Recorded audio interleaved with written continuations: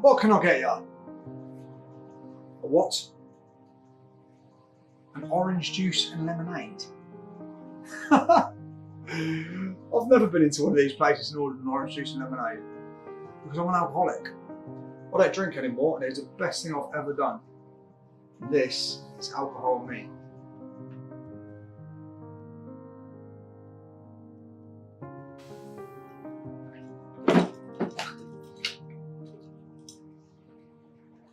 Drinking that in one of these places is a bloody miracle.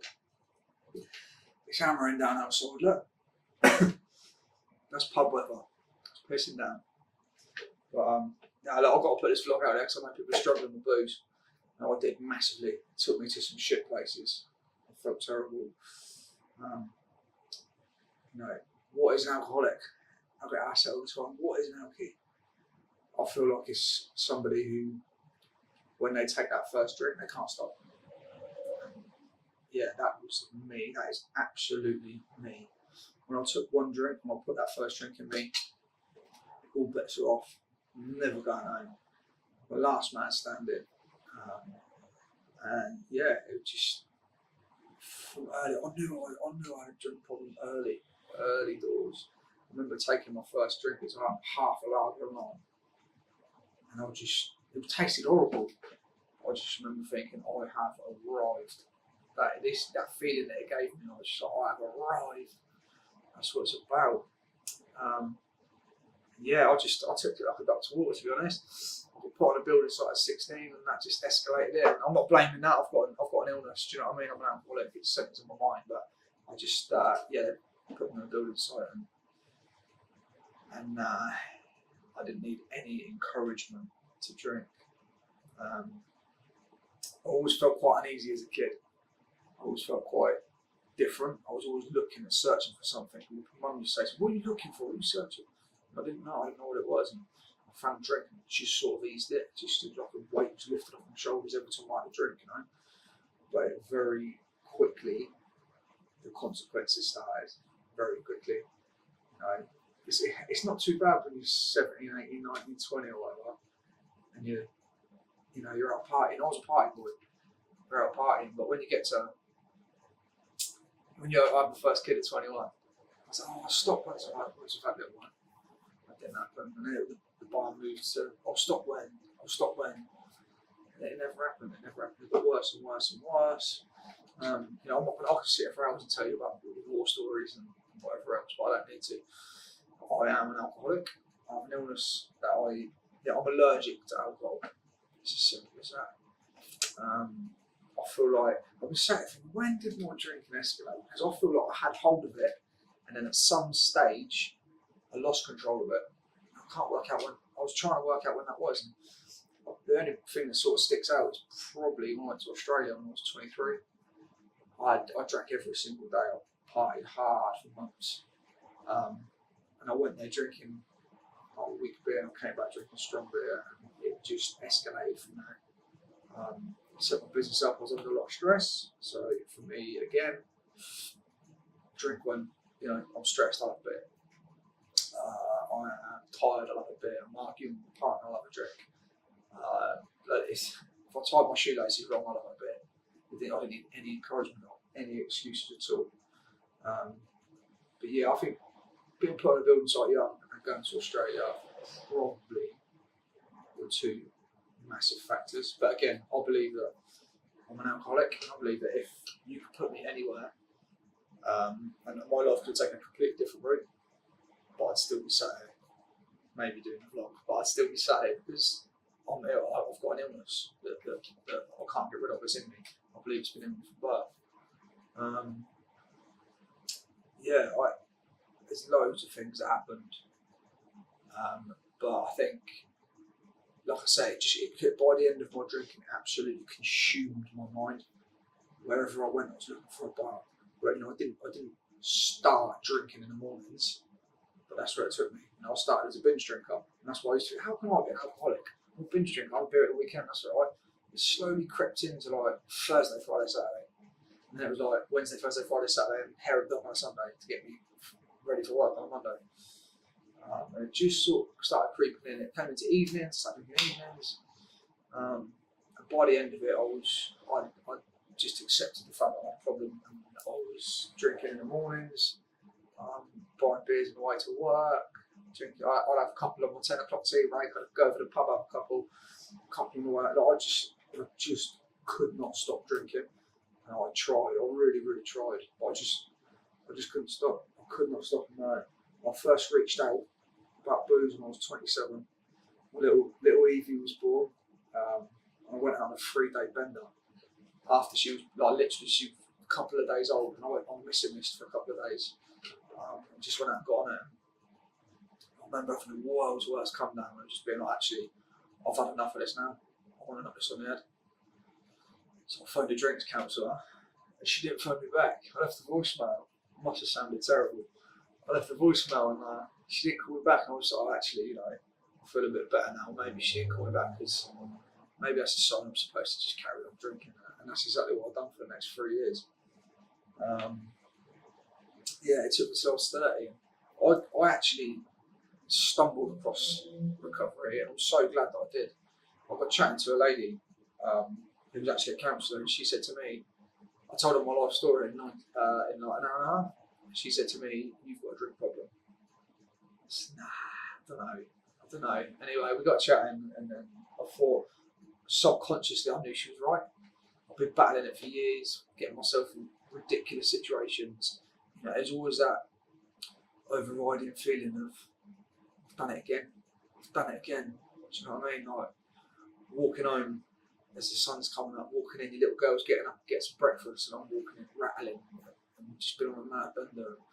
I knew it wasn't normal. I knew I didn't drink like normal people. So when she identified that I was an alcoholic after meeting me for an hour and a half, I thought, maybe she's got a point. But I've done what all alcoholics do, and thought, I will show you. So I left where I was. I went out and I got on it. And I got drunk, and I woke up, and my hands were smashed up, my face was all smashed up, and I was broken. I was broken and battered again. So I thought, you know what? I think she might have a point. So I went to my first meeting, and I honestly thought my life was over. I truly thought my life was over. I thought I'd had enough of drinking, definitely, and I was sick of feeling the way I felt. I just wanted to stop. But I also could not imagine a life without alcohol. How good when you've drank for half of your life. I drank pretty much towards the end it was every day. But I've drank for 15 years solidly. So when someone says to you, "You're not going to drink anymore," it's like, what? What do you mean? So I went there not wanting to drink anymore, but I just could not accept the fact that I was never going to drink again, if that makes sense. And I just thought, how am I ever going to have a laugh? What the hell am I going to do? Do you know what I mean? Every spare minute I had, I was in a pub. I went in and I sat down, and I remember thinking, where's the bar? That's a genuine thought. I thought, where is the bar? Because at this stage, I was just absolutely conditioned to look for the nearest drink. I'd take my kids out and they'd want to go get McDonald's. I'd say, no, we'll go to a restaurant because I know I can have a drink. Do you know what I mean? I was just conditioned to look wherever I went, look for the next place to get my drink. And I thought that when I sat down in my first recovery meeting, and how ridiculous is that?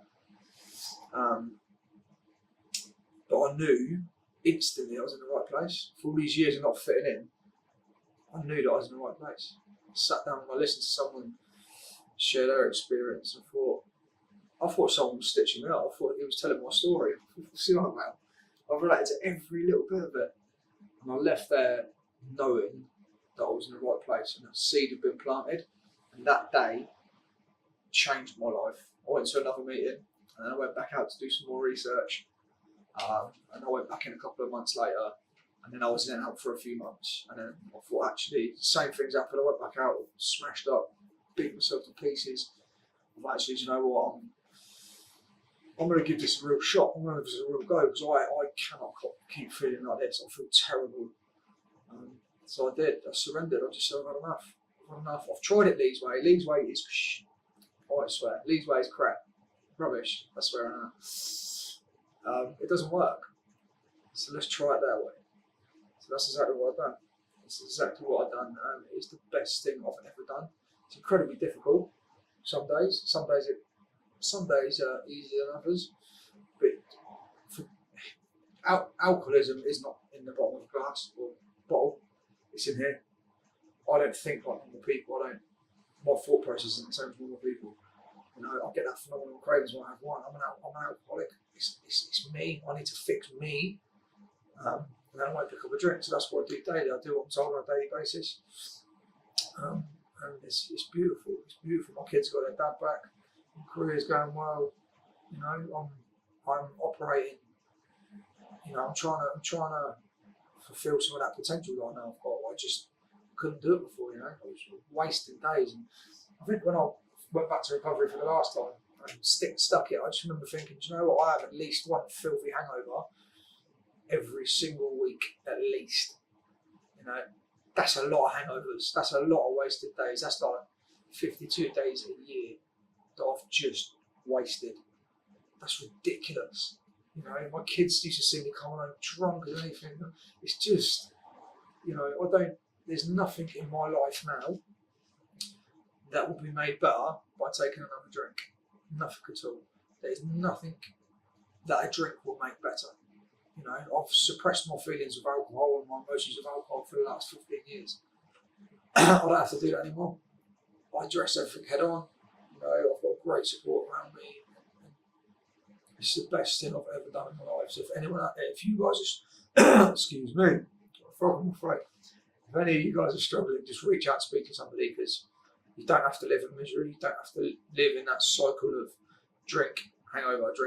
You just don't. You really don't. There is a solution. You can get better. It's proven daily in recovery.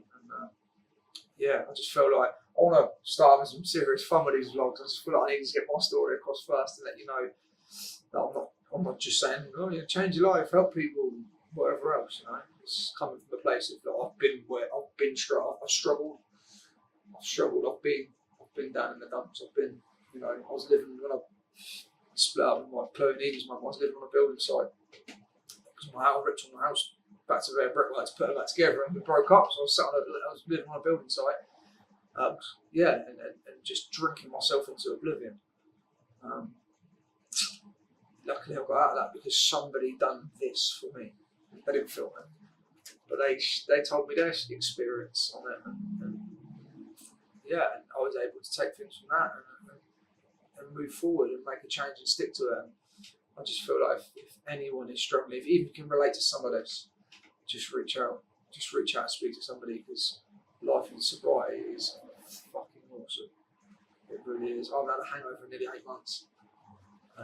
Yeah, it's just beautiful. So, yeah, just please reach out if you're struggling, and I hope that made sense.